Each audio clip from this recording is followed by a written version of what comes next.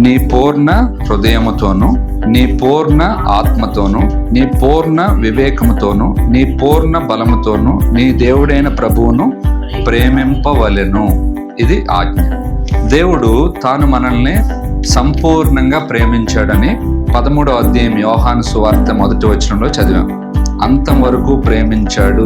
ఆ మాటకు అర్థం కరెక్ట్గా చెప్పాడు అక్కడ. ఏమని? సంపూర్ణముగా ప్రేమించను అని. కాబట్టి ప్రభు ప్రేమలో లోపం లేదు. అయితే ప్రభు మన నుండి తిరిగి ప్రేమను ఆశిస్తున్నాడు. ఒక 4 విషయాలు మీతో పంచుకుంటాను. దేవుణ్ణి నేను ప్రేమిస్తున్నాను అని చెప్పడానికి ప్రూఫ్ వాక్యానుసారంగా ఒక 4 విషయాలు. పరిశుద్ధ గ్రంథం నుండి మార్కు సువార్త 12వ అధ్యాయం 30వ వచనం చదువుకుంటాం. నీవు నీ పూర్ణ హృదయంతోనూ, నీ పూర్ణ ఆత్మతోనూ, నీ పూర్ణ వివేకంతోనూ, నీ పూర్ణ బలముతోనూ నీ దేవుడైన ప్రభువును ప్రేమింపవలనన్నది ప్రధానమైన ఆజ్ఞ. యేసుక్రీస్తు ప్రభు పాత నిబంధనలో ఉన్నటువంటి ముఖ్యమైన ఆజ్ఞల్లో 2 ఆజ్ఞలను గురించి ప్రస్తావిస్తున్నాడు. అందులో ముఖ్యమైన మొదటి ఆజ్ఞను మనం చదువుకుంటూ వచ్చాం. ఏంటి ఆజ్ఞ? నీ పూర్ణ హృదయముతోనూ, నీ పూర్ణ ఆత్మతోనూ, నీ పూర్ణ వివేకముతోనూ, నీ పూర్ణ బలముతోనూ నీ దేవుడైన ప్రభువును ప్రేమింపవలెను. ఇది ఆజ్ఞ. దేవుడు తాను మనల్ని సంపూర్ణంగా ప్రేమించాడని 13వ అధ్యాయం యోహాను సువార్త 1వ వచనంలో చదివాం. అంతం వరకు ప్రేమించాడు అనే మాట దగ్గర అంకె వేసి ఆ మాటకు అర్థం కరెక్ట్గా చెప్పాడు అక్కడ. ఏమని? సంపూర్ణముగా ప్రేమించను అని. కాబట్టి ప్రభు ప్రేమలో లోపం లేదు. అయితే ప్రభు మన నుండి తిరిగి ప్రేమను ఆశిస్తున్నాడు. లవ్ అనేది మ్యూచువల్గా ఉండాలి. ఇద్దరి మధ్యలో ప్రేమ అనేది ఒకరికొకరికి ఇద్దరికి మ్యూచువల్గా ఉంటే తప్ప ఆ ప్రేమ సహవాసంలో ఇంకా ముందుకు కొనసాగదు. గుర్తించండి. కాబట్టి ఆ మ్యూచువల్ లవ్ను ప్రభు మన నుండి కూడా కోరుతున్నాడు. చూడండి, యోహాను సువార్తలో అపోస్తలుడైన పేతురుతో ప్రభు మాట్లాడుతున్నాడు. 21వ అధ్యాయం. ఇక్కడ 3 సార్లు ప్రభు పేతురును అడుగుతున్న ప్రశ్న ఒక్కటే ప్రశ్న. 15వ వచనం చదువుతారా? వారు భోజనం చేసిన తరువాత యేసు సీమోను పేతురును చూచి, యోహాను కుమారుడైన సీమోను, వీరికంటే నీవు నన్ను ఎక్కువగా ప్రేమించుచున్నావా? మళ్ళీ అదే ప్రశ్న 16వ వచనంలో కూడా అడిగాడు. యోహాను కుమారుడైన సీమోను, నన్ను ప్రేమించుచున్నావా? తర్వాత మళ్ళీ 17వ వచనంలో 3వసారి ఆయన, యోహాను కుమారుడైన సీమోను, నన్ను ప్రేమించుచున్నావా అని ఆయన్ని అడిగాను.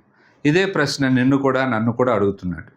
నేను నిన్ను ప్రేమించాను అంతం వరకు, నువ్వు నన్ను ప్రేమిస్తున్నావా అని దేవుడు అడిగే ప్రశ్నకు మనం జవాబు చెప్పాలి. దేవుణ్ణి మనం ప్రేమిస్తున్నాము అని చెప్పడానికి ప్రూఫ్ ఏంటి? ఒక 4 విషయాలు మీతో పంచుకుంటాను. దేవుణ్ణి నేను ప్రేమిస్తున్నాను అని చెప్పడానికి ప్రూఫ్ వాక్యానుసారంగా ఒక 4 విషయాలు. రండి, పరిశుద్ధ గ్రంథం నుండి 1 యోహాను పత్రిక 4వ అధ్యాయము 19వ వచనం. ఆయనే మొదట మనలను ప్రేమించెను గనుక మనము ప్రేమించుచున్నాము. ఇది మొట్టమొదటి విషయం మనం అర్థం చేసుకోవాల్సింది ఏంటంటే, ఆయనే మొదట మనలను ప్రేమించెను గనుక మనం ఏం చేస్తున్నాము? ప్రేమ. నువ్వు దేవుని యొద్ద నుండి ప్రేమను పొందుకోకపోతే నువ్వేం చేయలేవు, దేవుణ్ణి ప్రేమించలేవు. రెస్పాన్స్గా మనం ప్రేమిస్తాం. కాబట్టి మొట్టమొదట నీవు ఆయన్ని ప్రేమించడం నీకు సాధ్యమో కాదు. ఒక వ్యక్తిని ప్రేమించాలి అంటే ఆ వ్యక్తి పరిచయం ఏర్పడాలి కదా ముందు. గుర్తించండి, ఆ వ్యక్తి నన్ను ప్రేమించితే నేను ఆయన్ని ప్రేమిస్తాను అనే మాట ఇక్కడ వాక్యంలో చెప్పబడతా ఉన్నది. కాబట్టి మనం గుర్తిస్తాం ఏంటి అంటే, యేసుక్రీస్తు ప్రభువుని స్వంత రక్షకుడిగా అంగీకరించిన వ్యక్తి ప్రభువును ప్రేమించలేడు. గుర్తుపెట్టుకోండి. నువ్వు రక్షణ పొందావా? నువ్వు యేసుక్రీస్తు ప్రభువుని నీ హృదయంలో చేర్చుకున్నావా? ఆయన రక్తంతో నీ అపరాధములు కడగబడినాయా? నీ హృదయంలోనికి ప్రభు వచ్చాడా? నా పాపములు క్షమించబడ్డాయి, నేను రక్షించబడ్డాను అని నిశ్చయతతో చెప్పగలవా? అప్పుడే నువ్వు ప్రభువును ప్రేమించడం ఆరంభమవుతుంది. అది జరగనంత వరకు నీ జీవితంలో నువ్వు తలకిందులుగా ప్రదక్షిణాలు చేసినా కూడా నువ్వు ప్రభువును ప్రేమించడం నీకు సాధ్యమో కాదు. గుర్తుపెట్టుకో. ఎందుకంటే ఆయనే మొదట మనలను ప్రేమించను గనుక మనము ప్రేమించుచున్నాం కదా. కాబట్టి ఇంకా ఎవరైనా మీ హృదయాన్ని ప్రభువుకి ఇవ్వకపోతే యేసుక్రీస్తు ప్రభువుకి మీ హృదయాన్ని ఇవ్వండి. నువ్వు ఒకవేళ ఏదో మతాన్ని అనుసరిస్తూ బాప్తీసం తీసేసుకుని అదే రక్షణ అనుకుంటూ ఒక మోసంలో ఉన్నావేమో. ఇంకా యేసుక్రీస్తు ప్రభువుని నీ హృదయంలోనికి చేర్చుకోలే. ఆయనతో స్థిరమైన సంబంధం నీకు ఏర్పడలే. ఆయనతో పరిచయం లేదు, అందుకోసమే నువ్వు ఆయనను ప్రేమించలేకపోతున్నావు, గుర్తించు. కాబట్టి ఈ రోజైనా యేసయ్యకి నీ హృదయంలో చోటు ఇవ్వు. దానికోసం నువ్వు ఏదో ప్రత్యేకమైన అనుభూతిని పొందమని నేనేం చెప్పట్లేదు, కానీ ఒక్కసారి ప్రభువును హృదయపూర్వకంగా క్షమాపణ వేడి నీ హృదయంలోనికి రమ్మని ఆహ్వానిస్తే యేసు రక్తం ప్రతి పాపము నుండి మనల్ని కడిగి ఆయనతో మనకు సంబంధం ఏర్పడుతుంది. ఎందుకంటే ప్రభువే మనకు వాగ్దానం చేశాడు. యోహాను సువార్త 1:12లో ఎందరూ తన్ను అంగీకరిస్తారో వారందరికీ తన పిల్లలు అవడానికి దేవుడు ఏమిచ్చాడు? అధికారం ఇచ్చాడు. గుర్తించండి. ఎప్పుడు మనం ప్రభు దగ్గరికి వెళ్ళి పశ్చాత్తాపడతామో ఆయన నమ్మదగిన వాడు, నీతిమంతుడు గనుక సమస్త దుర్నీతి నుండి మనల్ని కడిగి పవిత్రులుగా చేసి తన రక్త ప్రభావం చేత మన దోషం అంతటిని పరిహరించి మనల్ని తన పిల్లలుగా చేసుకుని మనతో సంబంధాన్ని ఏర్పాటు చేసుకుంటాడు. అప్పటి నుండి ఈ ప్రేమ ప్రయాణం స్టార్ట్ అవుతుంది. అప్పటి వరకు నీ జీవితంలో ప్రభువును ప్రేమించలేవు. రెండో విషయం, నేను ప్రభువును ప్రేమిస్తున్నాను అని చెప్పడానికి రుజువేంటి? పరిశుద్ధ లేఖనాల్లో చాలా స్పష్టంగా ఒక మాట రాయబడుతూ ఉంది. ఇదే 1 యోహాను పత్రిక 5వ అధ్యాయం 3వ వచనాన్ని అందరం కలిసి చదువుకుందాం. మనం ఆయన ఆజ్ఞలను గైకొనుటే దేవుని ప్రేమించుట. యోహాను సువార్త 14వ అధ్యాయం ప్రభువైన యేసు క్రీస్తు వారు తనకు తానుగా చెప్పినటువంటి మాట ఒకసారి చదువుదాం రండి. 21వ వచనం, నా ఆజ్ఞలను అంగీకరించి వాటిని గైకొనువాడే నన్ను ప్రేమించువాడు. కాబట్టి క్లియర్గా రాయబడతా వచ్చింది. ఏంటది? దేవుని వాక్యాన్ని అంగీకరించి ఆ వాక్య ప్రకారం జీవించేవాడే దేవుణ్ణి ఏం చేస్తాడంటే ప్రేమించేవాడని అర్థం. కాబట్టి నేను ప్రేమిస్తున్నాను అని మాటలు చెప్తే ప్రయోజనం లేదు. ప్రభువా నువ్వెంతో ప్రేమామయుడివి, 100% కరెక్ట్. నువ్వు నన్ను ప్రేమించావు, 100% కరెక్ట్. అయితే ప్రభు నీ ప్రేమను ఆశిస్తున్నాడు. ప్రభు నీ ప్రేమను ఆశిస్తున్నప్పుడు ప్రభువా నేను నిన్ను ప్రేమిస్తున్నాను అని నోటితో చెప్తే సరిపోదు. ఎందుకంటే పరిశుద్ధ లేఖనాల్లో రాయబడతా ఉంది, నోటితోనూ నాలుగుతోనూ కాక క్రియతోనూ సత్యముతోనూ ప్రేమింతము అని రాయబడింది. కాబట్టి మనం దేంతో ప్రేమించాలి? క్రియలతో. గుర్తించండి. ఆ క్రియల్లో ఒక క్రియ ఏంటి అంటే తండ్రి చెప్పే మాటలకు మనం విధేయత చూపిస్తేనే ఆయన ప్రేమించినట్టు అంట లేఖనం సెలవిస్తుంది. నేను వాక్యం చెప్పినంత మాత్రాన్ని నేను దేవుణ్ణి ప్రేమిస్తున్నట్టు కాదు, వాక్యం విన్నంత మాత్రాన్ని మీరు దేవుణ్ణి ప్రేమిస్తున్నట్టు కాదు, వాక్య ప్రకారం ప్రవర్తిస్తేనే మనం ఏం చేసినట్టు? దేవుణ్ణి ప్రేమించినట్టు. గుర్తించండి. కాబట్టి అసలు రోజు దేవుని వాక్యాన్ని చదివే అలవాటు నీకుందా? వాక్యాన్ని ప్రేమిస్తున్నావా నువ్వు? ప్రతిరోజు నా ప్రభుతో నేను మాట్లాడాలి అనే ఆశ నీకు, అపేక్ష ఉన్నదా? గమనించండి, ఒక ప్రియుడు ఒక ప్రియురాలితో మాట్లాడకుండా ఉండలేడు. ఉండగలడా? లోక ప్రేమలో, పాపముతో కూడిన ప్రేమలోనే అంత అపేక్ష ఉంటే మరి అగాపే ప్రేమలో ఆ అపేక్ష ఉండదా? అర్థం చేసుకోండి. రక్షణ పొందిన తొలి దినాల్లో మనకు ఆ ప్రేమ ఉండింది. అందుకోసం ఏం చేస్తా వచ్చాం? ఎప్పుడు ప్రభువును వెదుకుదుమా అని ఆరాటపడుతూ ఉండేవాళ్ళం. పాత నిబంధన భక్తుల్లో దావీదు భక్తుడు కొన్ని కీర్తనలు రాశాడు, కోరహు కుమారులు కొన్ని కీర్తనలు రాశారు. వీళ్ళు రాసిన కీర్తనల్లో వాళ్ళు దేవుని పట్ల కలిగి ఉన్న ప్రేమను వ్యక్తపరుస్తున్నారు. ఒకసారి కొన్ని మాటలు మనం చదువుకుందాం. కీర్తన గ్రంథం 42:1, దుప్పి నీటి వాగుల కొరకు ఆశపడినట్లు దేవా నీ కొరకు నా ప్రాణము ఆశపడుచున్నది, నా ప్రాణము దేవుని కొరకు తృష్ణగొనుచున్నది, జీవము గల దేవుని కొరకు తృష్ణగొనుచున్నది.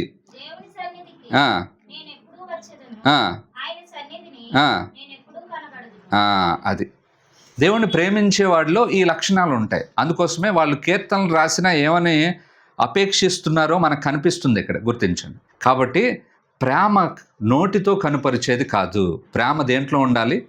క్రియలో. ఆ క్రియలో ప్రేమను కనుపరిచేవాడు ప్రభువుని ఎదుర్కోవడానికి ఇష్టపడతాడు. ఎందుకు ఎదుర్కొంటాడు అంటే కీర్తన గ్రంథంలోనే దావీదు భక్తుడు ఒక మాట అంటాడు, 27:4, యెహోవా యొద్ద ఒక వరము అడిగితిని, దానిని నేను వెదుకుచున్నాను.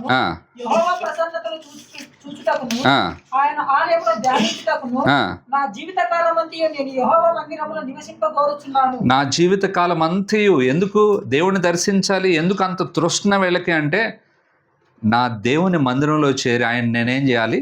ధ్యానించాలి. గుర్తించండి. 63వ కీర్తనలో కూడా ఒక మాట చదువుతాం. 63 మొదటి వచనం, దేవా నా దేవుడవు నీవే, లేకువని నిన్ను వెదుకుతును, నీ బలమును నీ ప్రభావమును చూడవలెనని పరిశుద్ధాలయమందు నేనెంతో ఆశతో నీ తట్టు కనిపెట్టి ఉన్నాను.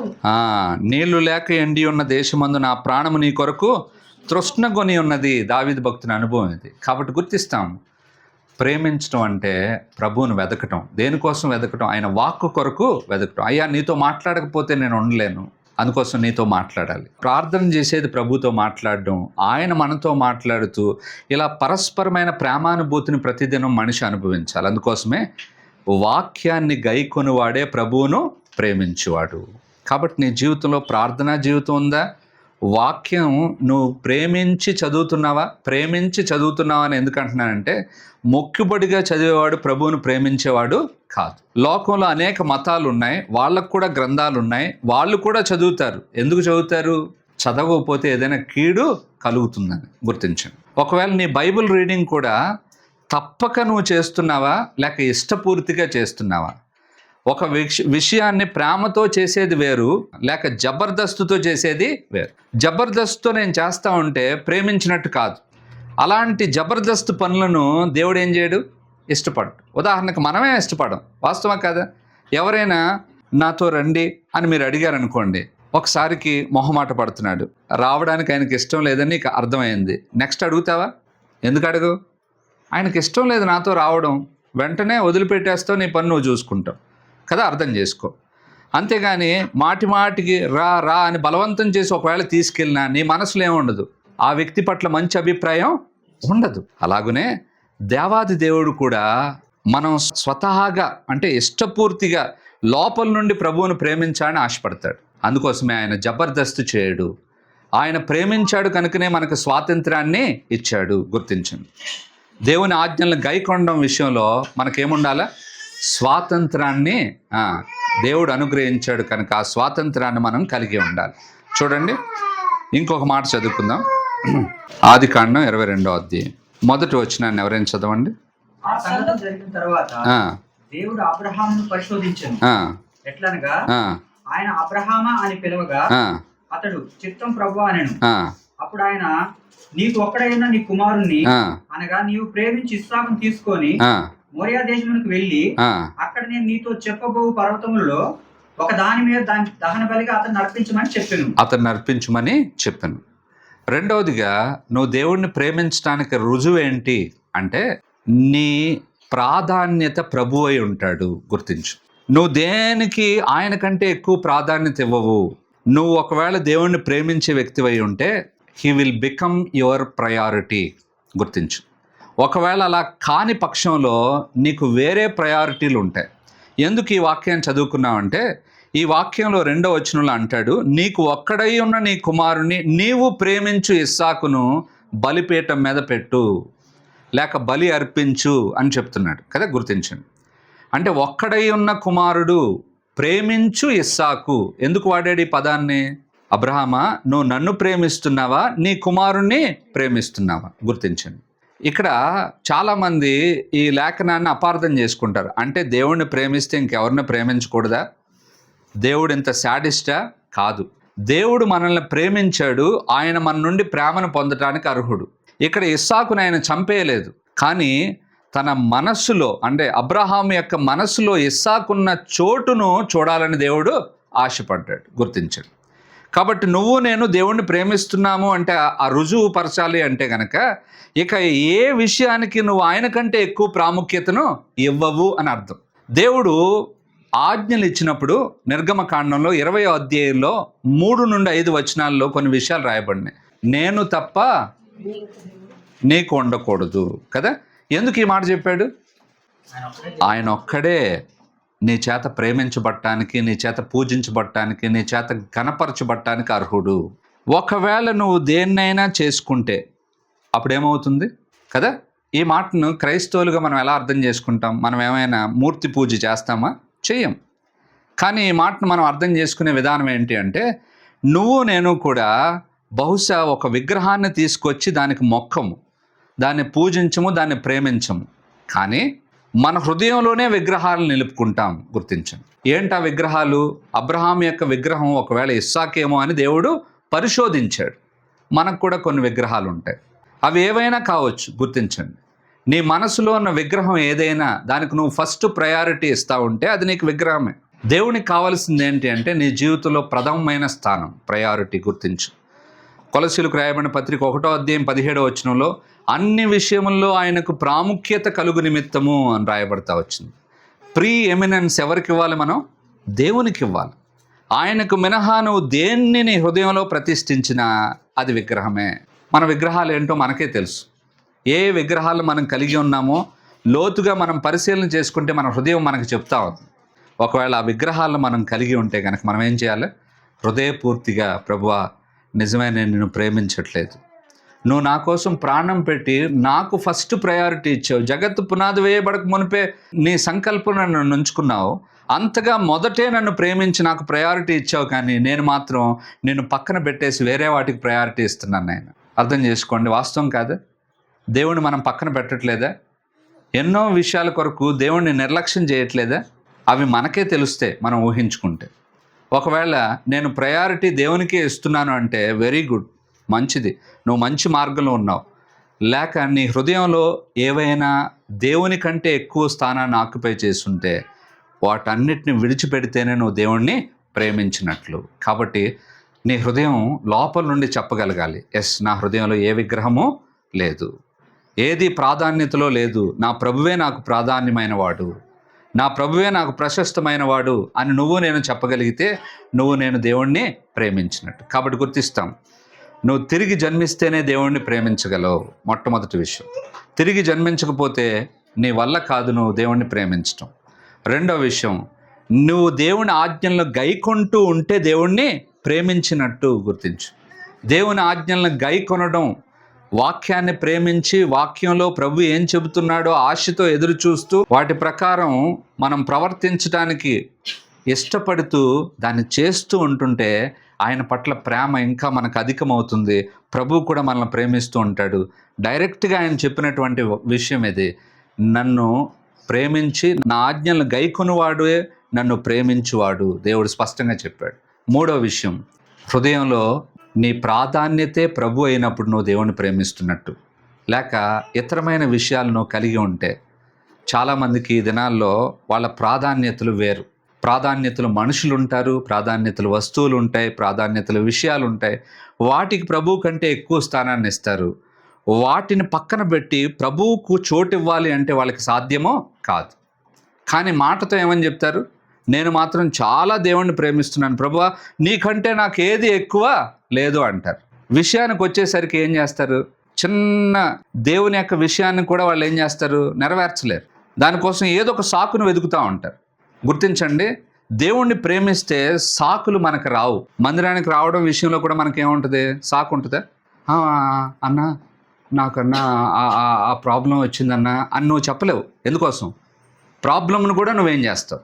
అధిగమిస్తావు. దేవుని వాక్యం ఏం రాయబడి ఉందో తెలుసా? ఒకసారి చదువుదానండి. ఆదికాండంలోనే ఒక వ్యక్తి ఉన్నాడు. అతడు యాకోబు కుమార్తెను పెళ్లి చేసుకున్నాడు. ఒకసారి చదువుదానండి. 34వ అధ్యాయం 19వ వచనం చదవండి ఒకసారి. ఆ చిన్నవాడు యాకోబు కుమార్తె యందు ప్రీతి గలవాడు గనుక అతడు ఆ కార్యము చేయుటకు తడవు చేయలేదు. ఏ కార్యము చేయుటకు? సున్నతి చేయించుకొనుటకు తడవు చేయలేదు. సున్నతి ప్రక్రియ ఎరగని వాళ్లకు, అన్యులకు అది కొంత శరీరాన్ని గాయపరిచే ప్రక్రియ. సున్నతి ప్రక్రియ అది చేసుకున్న వ్యక్తి ఒక రోజంతా బాధపడాలి. అది సున్నతి చేయించుకున్నప్పుడు జరిగే ప్రక్రియ. ఇతడు అన్యుడై ఉండి దీనా మీద ఉన్న ప్రేమ చేత ఆ పని చేయించుకున్నటకు తడవు చేయలేదు. ఎందుకని? కారణం ఏంటి చెప్పండి? ప్రేమించాడు. ఒకసారి కొంచెం ముందుకు వెళదాం. యాకోబు యొక్క వివాహం విషయంలో చాలా చక్కగా ఉన్నాయి కొన్ని మాటలు. ఆ మాటలు మనం చదువుకుందాం రండి ఒకసారి. 29వ అధ్యాయం ఆదికాండం 18వ వచనం 18th verse. యాకోబు రాహేలును ప్రేమించి రాహేలు కోసము నీకు 7 సంవత్సరములు కొలువు చేసేదనను. అందుకు లాబాను ఆమెను అన్యునికిచ్చుట కంటే నీకిచ్చుట మేలు, నా యొద్ద ఉండుమని చెప్పగా యాకోబు రాహేలు కోసం 7 సంవత్సరములు కొలువు చేసెను. అయినను అతడు ఆమెను ప్రేమించుట వలన అవి అతనికి కొద్ది దినములుగా తోచెను. కాబట్టి అతన్ని ప్రేమించుట వలన అవి అతనికి ఎట్లా కనిపించినాయి అంటే దినములు. వాస్తవానికి ఎన్ని సంవత్సరాలు కష్టపడింది తెలుసా మీకు? 7 సంవత్సరాలు లేయా కోసం. వాస్తవానికి లేయా కోసం కాదు, రాహేలు కోసమే 7 సంవత్సరాలు. కానీ మోసగించబడ్డాడు కాబట్టి ఇంకొక 7 సంవత్సరాలు ఎక్స్టెండ్ అయింది అది కదా. మళ్ళీ రాహేల్ కోసం మళ్ళీ చేశాడు కదా. తర్వాత మళ్ళీ వాళ్ళిద్దరిని ప్రేమించి వాళ్ళని పోషించడానికి మొత్తం 20 సంవత్సరాలని రాయబడింది. 20 సంవత్సరాల కాలం అంట. వాస్తవానికి 21 ఉండాలి, కానీ 20 సంవత్సరాలు, ఎందుకంటే మధ్యలోనే ముగించుకుని వెళ్ళిపోయాడు కాబట్టి. ఈ 20 years ఆయనకి ఎట్లా వచ్చిందంట? ఎందుకని? ప్రేమించాడు కాబట్టి. మనకి చాలా దూరం ప్రార్థనకు రావాలంటే చాలా దూరం. నైట్ ఇంకా వేరే పనులేం చేయవు. నువ్వు ప్రభువును ప్రేమిస్తే పరలోకానికి వెళతావు, గుర్తించు.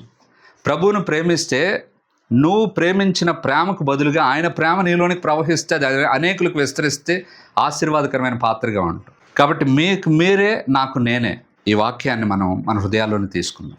నువ్వు ప్రభువును ప్రేమిస్తున్నావని నోటితో చెప్పొద్దు, నీ క్రియతో చెప్పు.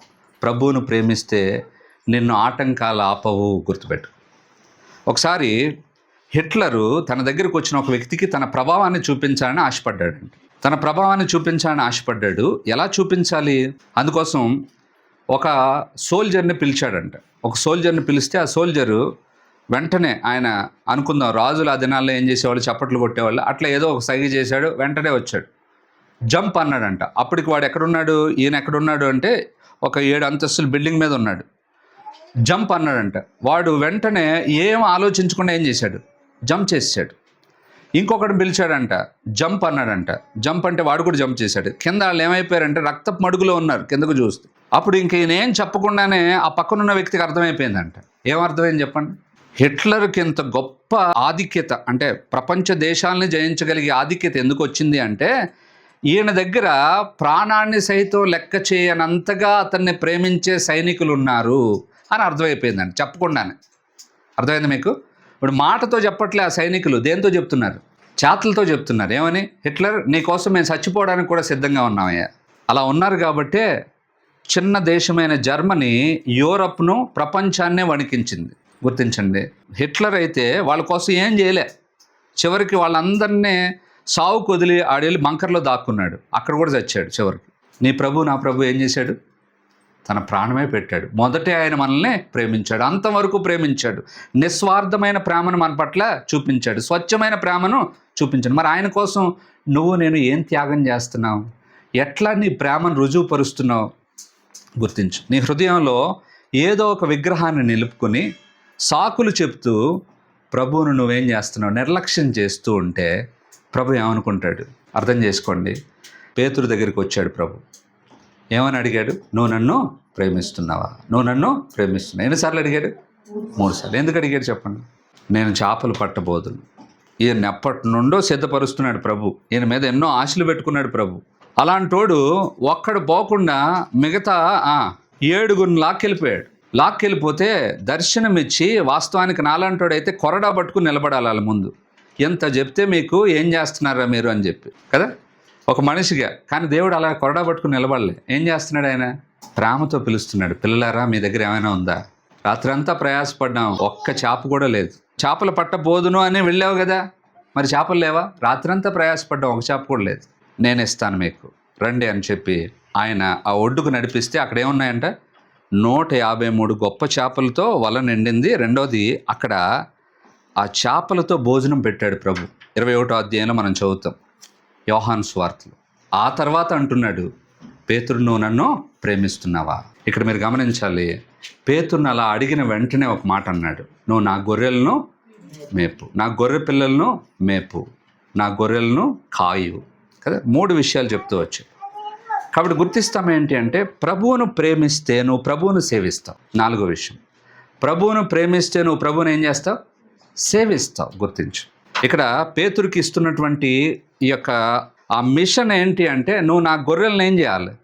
మేపాలి, నా గొర్రెలను కాయాలి కదా. ఒకసారి చదువుదాం రండి. యోహాను సువార్త 21వ అధ్యాయం 15వ వచనం నుంచే ఉన్నాయి. ఫస్ట్ ఏమో నా గొర్రె పిల్లలను మేపు అన్నాడు. 16వ వచనంలో అంటాడు, నా గొర్రెలను కాయుము అంటాడు. నా గొర్రెలను మేపుము 18వ వచనంలో. ఫస్ట్ వేటిని మేపాలి? గొర్రె పిల్లల్ని. తర్వాత గొర్రెలను కాయాలి. తర్వాత గొర్రెలను మేపాలి కదా. ఇదంతా దేన్ని సూచిస్తుంది? గొర్రెలంటే ఎవరు? తన సంఘం. తన సంఘాన్ని మేపే, కాచే పనిలో ఉండమని తనకు బాధ్యతను అప్పగిస్తున్నాడు. నువ్వు నన్ను ప్రేమిస్తున్నావా అని అడిగిన వ్యక్తి ఆ బాధ్యతను అప్పగించడానికి కారణం ఏంటి అంటే, నువ్వు నన్ను ప్రేమిస్తే నన్ను సేవిస్తావు అని చెప్పడానికి. కాబట్టి మీరు నేను కూడా ప్రభువును ప్రేమిస్తున్నామని నోటితో చెప్తే సరిపోదు. నువ్వు ప్రభువును ప్రేమిస్తే ప్రభువుని ఏం చేస్తావు? సేవిస్తావు. గుర్తించు, నువ్వు ఎక్కడున్నా ప్రభువును సేవిస్తావు. నీ ప్రయారిటీ ఆయన అయిపోతాడు. ఆయన నువ్వు సేవిస్తావు. నువ్వు ఆయన యాజమాన్యంలో ఉండటానికి ఇష్టపడతావు. నువ్వు ఆయన సొత్తు. ఆయన ఇష్టాన్ని నెరవేర్చడానికి నువ్వు ఇష్టపడతావు. అప్పుడే నువ్వు ప్రభువును ప్రేమించినట్టు. మాటలు చెప్తే ప్రభువును ప్రేమించినట్లు కాదు, పాటలు పాడితే ప్రభువును ప్రేమించినట్లు కాదు. ఒక భక్తుడు ఇలా అన్నాడంట, క్రైస్తవులు అబద్ధాలు ఆడరు కానీ అబద్ధాలు పాడతారు అన్నాడంట. ఏమన్నాడు? అబద్ధాలు ఆడరు కానీ అబద్ధాలు పాడతారంట. ఎట్లా పాడతావు? నీ స్వరము వినిపించు ప్రభువా, నీ దాసుడాలకించున్. ఆ పాట పాడతాం కదా. ఉదయమునే లేచి నీ స్వరము వినుట నాకు ఎంతో మధురము. ఎంతమంది చదువుతారు ఉదయం లేచి వాక్యం? ఇదే అబద్ధాలు పాడటం అంటే. నాకు ఎంతో మధురం అనేసరికి నిజంగా చదవనోడు ఏమైపోవాలి? ఆగిపోవాలి. కానీ ఎంత గట్టిగా పాడతామంటే అంత గట్టిగా పాడతాం. ఎందుకని? అబద్ధాలు పాడటం అలవాటు అయిపోయింది మనకి. అలాగే ప్రార్థనలో అబద్ధాలు చెప్పడం అలవాటు అయిపోయింది మనకి. లేదు, అందుకోసం మనతో దేవుడు మాట్లాడుతున్నాడు, క్రియతోనూ సత్యముతోనూ ప్రేమించాలి. క్రియతోనూ సత్యముతోనూ. నువ్వు సత్యవంతుడుగా ఉండాలి. పైకి భక్తి గల వారి వలె ఉండి దాని శక్తిని ఆశ్రయించినవారు. పైకి మాటలు ఉంటాయి అంతే, ప్రభువా నువ్వే, ఐ లవ్ యూ లార్డ్. గోడల మీద ఏముంటాయి? ప్రభువును ప్రేమిస్తున్నట్టుగా ఎన్నో విషయాలు మనం పెట్టుకుంటూ ఉంటాం. ఇతరులతో చెప్పేటప్పుడు చేస్తూ ఉంటాం. ఏదైనా వాక్యం పంపించాలంటే సెల్ ఫోన్లో టక్కుమని పంపించేస్తూ ఉంటాం. కానీ క్రియల్లోకి వచ్చేసరికి ప్రభు రుజువులు అడుగుతాడు. నాకు మాటలు వద్దురు అబ్బాయి, నేను హృదయాంతరంగానే చూసేవాడిని. నువ్వు మాట్లాడితే నేను మోసపోయేవాడిని కాదు, నీ తోటి వాళ్ళైతే మోసపోతారు. వాళ్ళు నీ మాటలు విని, నువ్వు చేసే ఆరాధన చూసి, నీ భక్తి లక్షణాలు పైకి చూసి వాళ్ళు మురిసిపోతారు. అబ్బా ఈయన ఎంత భక్తిపరుడు అనుకుంటారు. కానీ నేను అలాంటి వాడిని కాదు. నేను హృదయాంతరంగానే చూసేవాడిని. నాకు నీ క్రియలు తెలుసు, నీ క్రియలను నేను ఎరుగుదును అన్నాడా లేదా సంఘంతో? కాబట్టి ఏం ప్రేమను చూపిస్తున్నాం మనం? మన ప్రేమ రుజువును కోరుతున్నాడు దేవుడు. కాబట్టి 4 విషయాలు మనం నేర్చుకుంటూ వచ్చాం. ఒకటేంటి చెప్పండి? దేవుణ్ణి ప్రేమిస్తే నువ్వేం చేస్తావు? దేవుణ్ణి ప్రేమిస్తే ఆయన ఆజ్ఞలను గైకొంటావు. రెండో, దేవుణ్ణి ప్రేమిస్తే ఆయనకే ప్రాధాన్యతనిస్తావు. దేవుణ్ణి ప్రేమిస్తే ప్రభువును సేవిస్తావు. చివరిగా ఒకటి చెప్పి నేను ముగిస్తాను. ప్రభువును సేవిస్తే ప్రభువునే ఘనపరుస్తావు. ఒక మాట చెప్పాలంటే ఆరాధిస్తావు, కీర్తిస్తావు, ఆయన గూర్చి ఇతరులతో చెబుతావు. గుర్తించు, నువ్వు ప్రేమించే వ్యక్తిని గురించి ఖచ్చితంగా నువ్వేం చేస్తావు? ఇతరులతో చెబుతావు. ఉదాహరణ చూడండి, మామూలుగా యవనస్తుల మధ్యలో ప్రేమ వ్యవహారాలు ఉంటాయి కదా.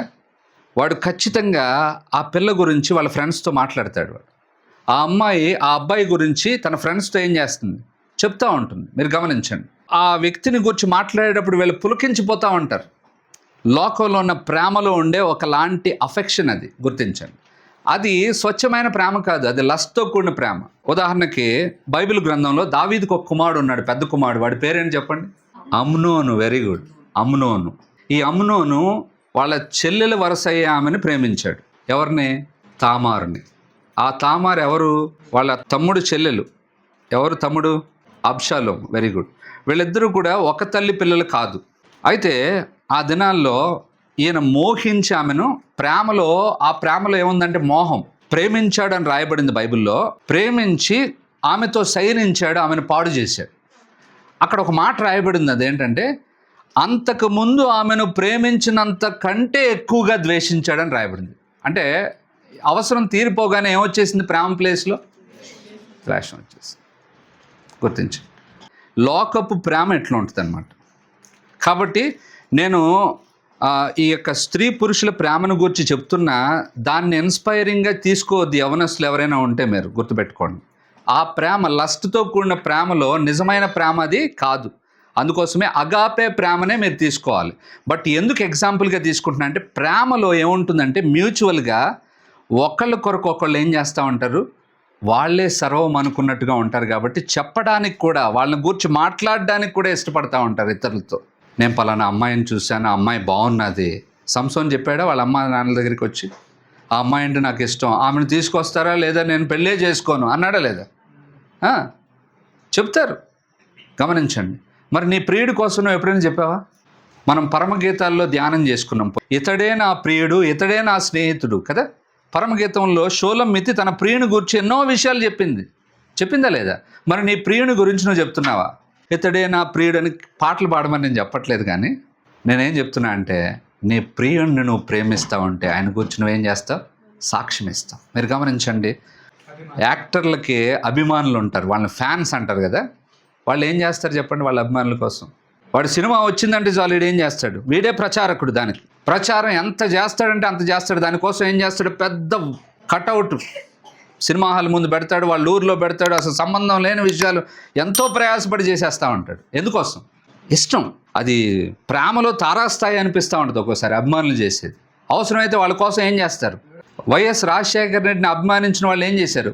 చచ్చిపోయారు కూడా కదా. అర్థం చేసుకోండి. అంటే ఈ మాటలు మనం గమనిస్తాం ఏంటి అంటే, ప్రేమిస్తే నువ్వు ఆ వ్యక్తికి ఎంతో నీ హృదయంలో ఉండి ఎంతో అనురాగ భావం, ఆప్యాయత ఎక్కువైపోయి ఆ వ్యక్తిని గురించి ఇతరులకు ప్రకటిస్తూనే ఉంటావు, చెప్తూనే ఉంటావు. కాబట్టి గుర్తించు, నువ్వు ప్రేమిస్తే సాక్ష్యం ఇస్తావు, ప్రేమ లేకపోతే నువ్వు సాక్ష్యము చెప్పలేవు. అద్భుతంగా ఒక దినాన్న దమస్కు మార్గంలో ప్రభు ప్రేమలో పడ్డాడు. ఎవరు? అపోస్తలుడైన పౌలు. అప్పటి నుండి అతడు ప్రారంభమైంది తన జీవితాంతం వరకు, తన పరుగును తుదముట్టించేంత వరకు తాను ప్రకటిస్తూనే వచ్చాడు, సాక్ష్యం ఇస్తూనే వచ్చాడు. దేని గురించి? తన ప్రియుడిని గురించి. గుర్తించండి, మీరు నేను కూడా ప్రభువును ప్రేమిస్తే ప్రభు గురించి చెప్పకుండా మనం ఉండలేము. గుర్తించండి. ఎవరికైనా చెప్తున్నావా? ఎవరికైనా సువార్త ప్రకటిస్తున్నామా?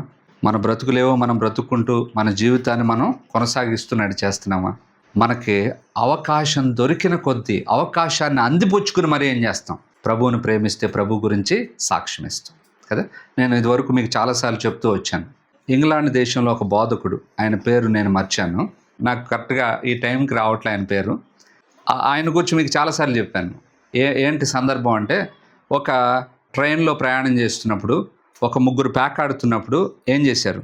ఈ వ్యక్తి పేకాడతాడు అని వాళ్ళు ఈయన వైపు చూస్తూ ఉంటే ఈయన ఏం చేస్తున్నాడు? వాళ్ళకి ఎలా సువార్త చెప్దామా అని ఈయన ప్రార్థన చేసుకుంటున్నాడు. ఈ లోపల వాళ్ళు అడిగిన దానికి ప్రశ్నకు ప్రత్యుత్తరాన్ని ఇస్తూ వాళ్ళకి సువార్త చెప్పేశాడు. ఇక్కడ మీరు గమనించండి, ఆ సువార్త చెప్పే వ్యక్తి తన మనస్సులో ఆ వాంఛను ఎందుకు కలిగి ఉన్నాడు? కారణం ఏంటి?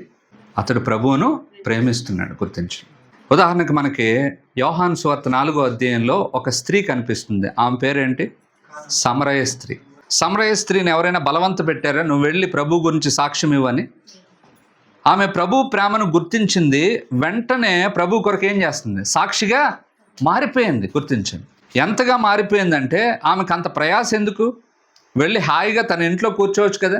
నేను చేసినవన్నీ నాతో చెప్పిన వాడిని చూద్దాం రండి అని ఊరంతటినీ పోగు చేసి అక్కడికి తీసుకెళ్ళడానికి ఆమెకి ఏం అవసరం? గుర్తించు.